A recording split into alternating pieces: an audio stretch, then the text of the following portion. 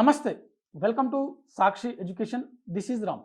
Banking ఉద్యోగాల కోసం prepare అవుతున్నటువంటి అభ్యర్థులకు శుభవార్త. Reserve bank of India RBI నుంచి దాదాపుగా 572 ఖాళీలతో ఆఫీస్ అటెండెంట్ సంబంధించినటువంటి ఉద్యోగాల భర్తీకి ఒక నోటిఫికేషన్ విడుదలైంది. సో ఈ వీడియోలో మనము ఈ ఆఫీస్ అటెండెంట్ సంబంధించినటువంటి ఉద్యోగాలకు కావాల్సినటువంటి విద్యార్హతలు ఏంది, అదేవిధంగా వయోపరిమితి ఏ విధంగా ఉండాలి, మరీ ముఖ్యంగా ఈ పోస్టులకు సంబంధించినటువంటి ఎంపిక ప్రక్రియ ఏ విధంగా ఉంటుంది అనే విషయాల గురించి కంప్లీట్గా తెలుసుకుందాము.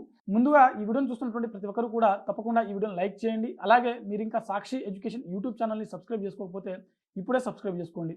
అయితే ప్రస్తుతం మనకు ఆర్బీఐ నుంచి విడుదల చేసినటువంటి ఆర్బీఐ రిలీజ్ చేసినటువంటి ఈ నోటిఫికేషన్ ద్వారా మొత్తం 572 ఖాళీలకు సంబంధించినటువంటి భర్తీ అనేది జరగనుంది.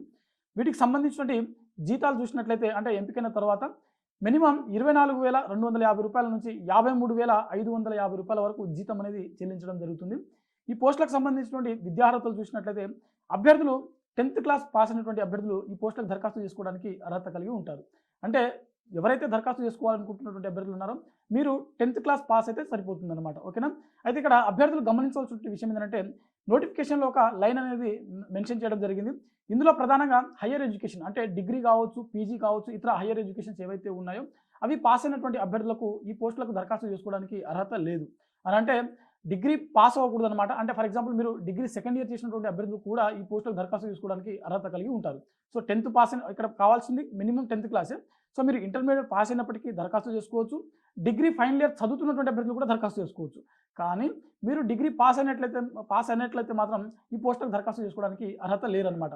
సో డిగ్రీ పాస్ అయినటువంటి వాళ్ళు కావచ్చు, పీజీ పాస్ అయినటువంటి అభ్యర్థులు కావచ్చు, ఈ పోస్టులకు దరఖాస్తు చేసుకోరాదని చెప్పి చాలా స్పష్టంగా ఇక్కడ మెన్షన్ చేయడం జరిగింది.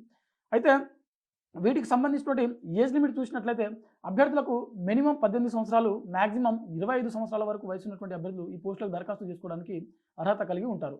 ప్రభుత్వ నిబంధనల ప్రకారం ఎస్టీ, ఎస్సీ మరియు ఓబీసీకి చెందినటువంటి అభ్యర్థులు ఎవరైతే ఉంటారో వారందరికీ వయో సడలింపు అనేది వర్తిస్తుంది.